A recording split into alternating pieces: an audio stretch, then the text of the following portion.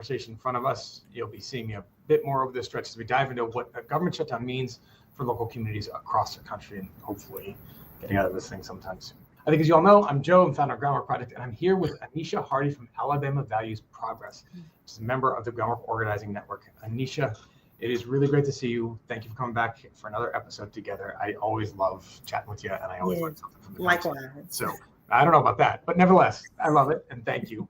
Tell us a little bit about who you are and remind folks about what Alabama Values Progress does. Yeah, so Anisha Hardy, Executive Director for Alabama Values Progress, and we are a grassroots, nonpartisan media advocacy organization based right here in Alabama that uses narrative, culture, and strategy to build what we call a stronger and more representative democracy in Alabama and the Deep South.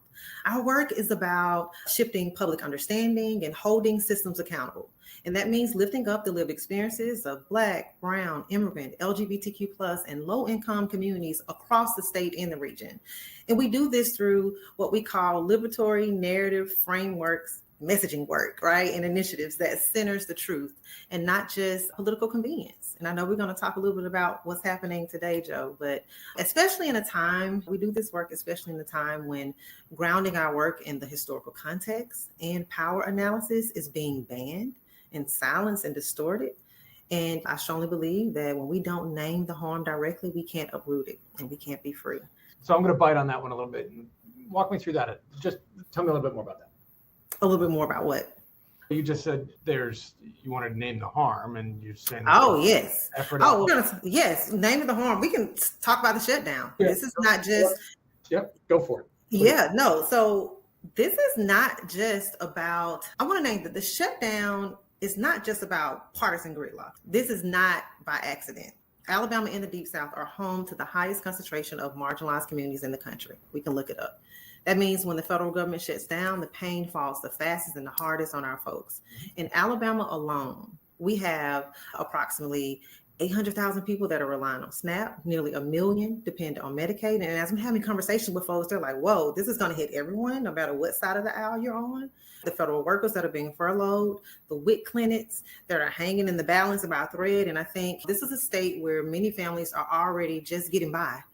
And now those resources are now being threatened. And this is being stalled by what I call political games. And so we have to name like what this is. We also have to tell people like the deeper truth here, that this isn't just about budget negotiations or even about, sometimes it's not even really about healthcare. That's a narrative that's out there. This is about a long legacy of divestment and control. Throughout history, when the federal government has pulled back or shut down its operations, it has been poor working class communities, Black and Brown communities who feel it the most. If we look at from the Reconstruction era to the Reagan era budget cuts to today's shutdown, there's a clear pattern of weaponizing public policy against those already pushing to the margins. Today's shutdown really mirrors that, whether it's federal support, like the central programs that I named, right, hanging in the limbo. If we look at, I mentioned the Reagan era cuts. I don't think people realize when that happened, they slashed social programs and they used racially coded language like welfare queen, right? Or scapegoated poor communities to justify this disinvestment in Black and in poor communities. And I think those same dog whistles politics is alive today. So, Anisha, with the shutdown narratives, blaming low-income aid recipients and the systemic failures that exist. And so I want to name that each time this shutdown happens, it is the most vulnerable communities that are impacted. I do want to name that just as during these eras, I mentioned Reconstruction era, right? Like that we had when the shutdown targeted the newly freed Black people, right? To move back resources. We now hear leaders like President Trump, and I use the word leader lightly, that is publicly saying that this shutdown, they're going to cut Democratic programs. Like a phrase that's often coded for community-based and equity-driven initiatives. If we think about the programs that they could be shutting down and gutting that serve some of the most vulnerable communities in our country. He said, and it's quoted, he said, we're being able to do things that we were unable to do before. So we're closing up programs that, he said, Democrat programs, like we're going to keep the Republican programs that we wanted to close up or that we never wanted to happen in the first place. And now we're closing them up, literally closing them up. And so when we talk about this shutdown, we have to really place it in the historical context. It's the same playbook, which is to consolidate power, to restrict resources and then point the blame anywhere but where it belongs. And we also need to push back on the most harmful myth that is circulating right now around this shutdown, which is that Democrats are keeping the government closed because they want to give health care to undocumented immigrants. And that is just simply not true. That's not true. The debate is about extending Affordable Care Act subsidies for millions both of low-income Americans who identify Democrat and Republican, right? Americans who already qualify for the coverage. Not expanding Medicaid to undocumented people. This is a false narrative and is being used as a dog whistle to stir up division and fear. And especially in the South, where immigration and race are often politicized to distract from the real issues. These far-right leaders that will make healthcare more affordable for everyone, period. And I'll say this, and we can move on because I'll stay here all day, but I really want to encourage people to get out of their echo chamber and look at what's really happening here before it's too late. This is not a football game, folks, where you're rooting for your team to win by running up score or proving the other side wrong. This is about people's lives, their livelihoods, and their future hanging in the balance. This should not be a partisan issue. It just should not be a partisan issue. And Nisha, why in your mind is it that people end up interpreting that way? And obviously I get somebody who lived through and worked through a number of shutdowns, right? I get the messaging that comes from a Republican in office saying it's a Democrat, President Trump saying it's Democrats' fault. But it shouldn't be a partisan issue, right? As you said, there's communities across Alabama, black and white, poor, obviously more than rich, that are going to be impacted from this. Although there's plenty of wealthy professors at University of Alabama that have fancy degrees from fancy places that we're getting their studies that just got cut, right? And there's cuts that are perpetuating across an entire system. So what is in this for Republicans? You said this is not an accident. Peel back the layers of that strategy for me. Why are they doing this? Can we talk about the history of, we can go there, Joe. Yeah. We have to talk about the history of white supremacy and anti-Blackness and patriarchy in this country. We have to talk about how those things are interwoven in all of our social institutions. We have to talk about how this is not new. This is not a new playbook, right? We have to talk about how those same tactics are now being used to further marginalize other groups. So when I say anti-Black, those same are now being used to marginalize other groups. We can draw a direct parallel to the villainization of the immigrant community, the brown man, to the criminalization of the Black man in this country. Like what we're seeing happen in the immigrant community, some of the bills we're seeing, even with the weaponization of police, we can go back to the slave patrols, which is the foundation of what policing were when they first launched, when they first started them. So I know we like to think that we've moved on as a country. And I know it's really uncomfortable when we talk about race, but we have to talk about these things because race is the fault line. It's the lie that a lot of this stuff was built on. And so when we talk about people that are in power right now, that are upholding a certain ideology that is divisive and fueled with hate and fueled with maintaining a certain racial and class hierarchy, we have to name those things. And that's what I meant by we don't start naming this, if we don't start giving people a power analysis and connecting the historical dots for them, then they're going to think that this is just dropping out of the sky and this is something new. And then they're going to fall. Make that concrete for me, though. And I think I got it. Make it concrete for folks that are watching this. How does that history that you've named translate to a strategy by certain elected leaders to say, our cause will be advanced by shutting down the government? What is the connection there that they are seeking to do? What is their outcome that they're looking at? Yeah, if you can shut down, and now I don't want to get into conspiracy theories here, but if you can dismantle the infrastructure of a community, whether it's care, whether it's resources, then there's chaos. Authoritarianism, fascism has always thrived in chaos. Like what benefit would it benefit? We have a leader who is operating like a dictator. What does it benefit? How does progress, aside from the upper class, how does progress in the middle and lower class, or just within community, how does that benefit them? Again, we're talking about upholding a ideology that upholds class and upholds race. So we just talked about how this shutdown is impacting Black, brown, immigrant, LGBTQ+. This is a targeted attack, Joe. And so, Anisha, Like, how are you seeing that ripple out? So I appreciate you painting that picture there, kind of the philosophical one and the strategic one. How are you seeing that ripple out then across communities in Alabama? What is the actual ramification of it? don't make me tear up. Like, families that rely on these benefits are not going to see them in November. And then we think about the narrative that, oh, go out and get a job. Some of these families do have jobs. Have you ever heard the term working poor? Yeah. This is going to push hundreds and thousands of households towards food insecurity, especially in places like in Alabama and like small towns, rural towns, the Black Belt, where food access is already limited.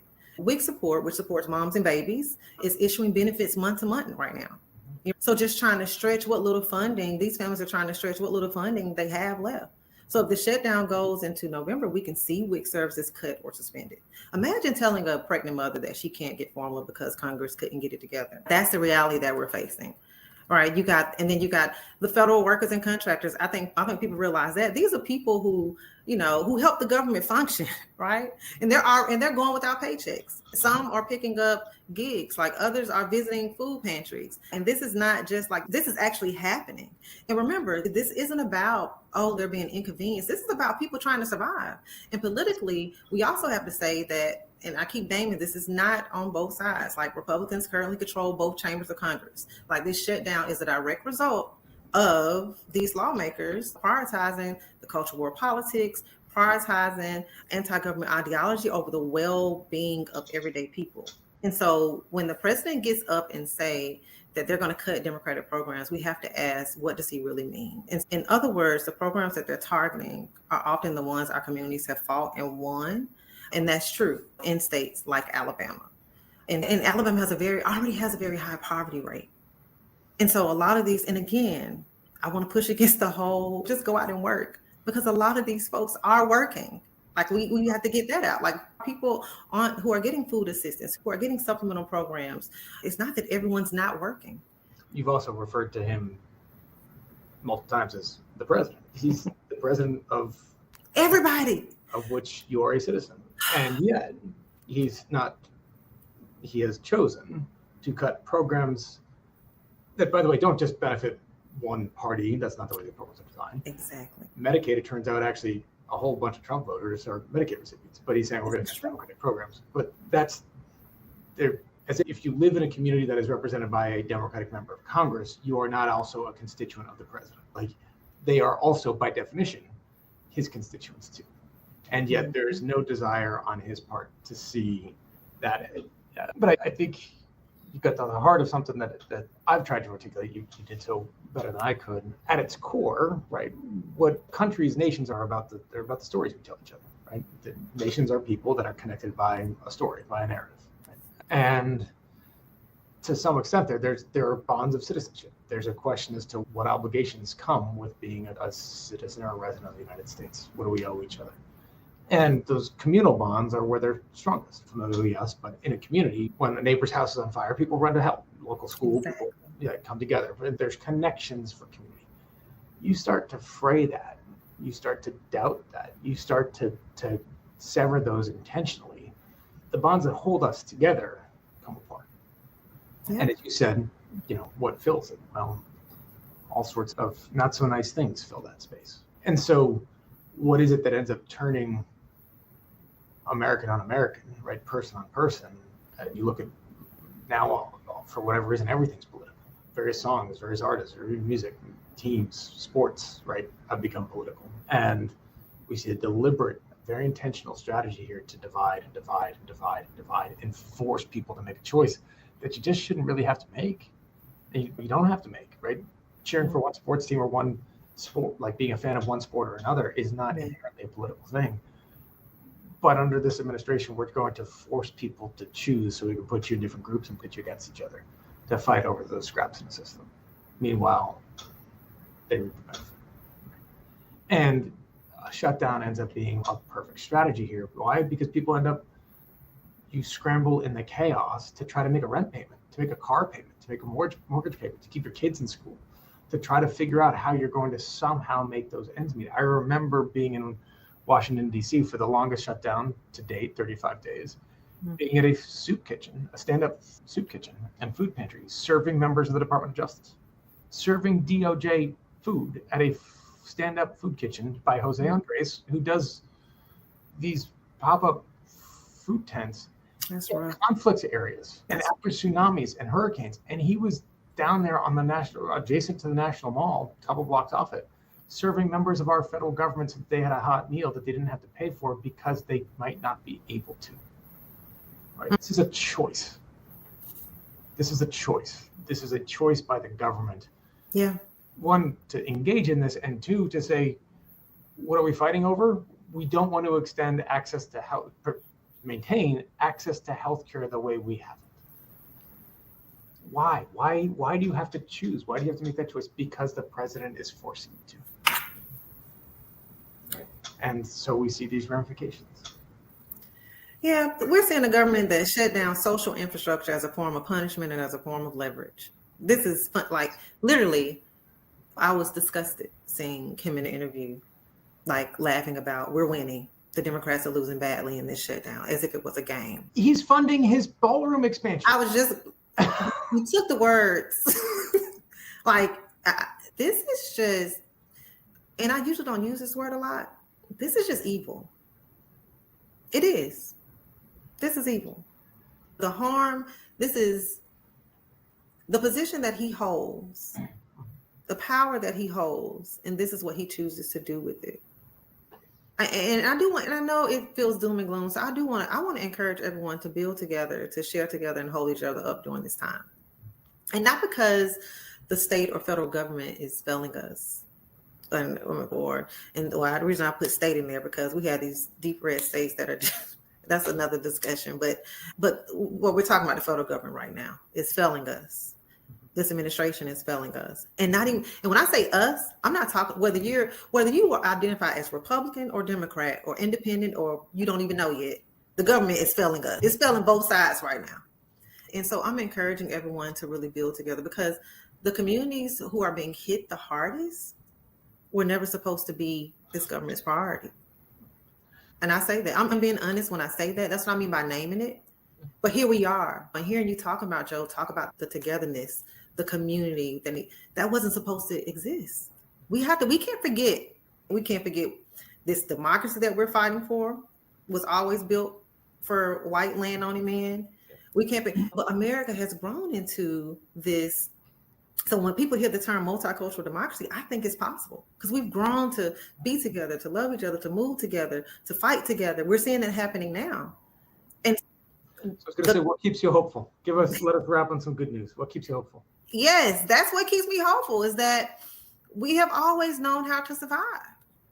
And I think, and what keeps me hopeful is seeing people, in spite of all of this that is happening, I'm seeing, especially in the South, I can talk about in true Southern organizing fashion, we're seeing communities respond to this the way that we've always had, with care, with courage, with each other across Alabama and in like the South. Like organizations are setting up and sustaining mutual aid networks to fill some of these gaps, to hold our people through this storm. That it makes me think about back in the 60s when people set up these self-determination networks, right? Whether it's free breakfast and food and healthcare and making sure that families were okay.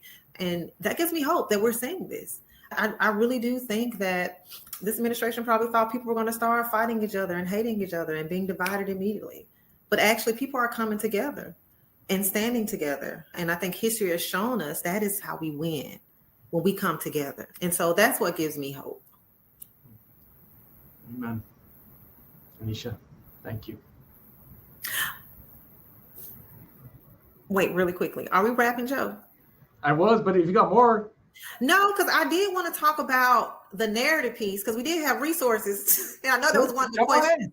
I know that was one. I think it was like question 4 or something. It wasn't like you were going so good. I didn't want to take you off. Or maybe we can add in the narrative bit. Come on. Maybe we can go to question 5. Any final thoughts? Maybe. Because that was actually, I forgot about that because I was like, I need to mention these tools.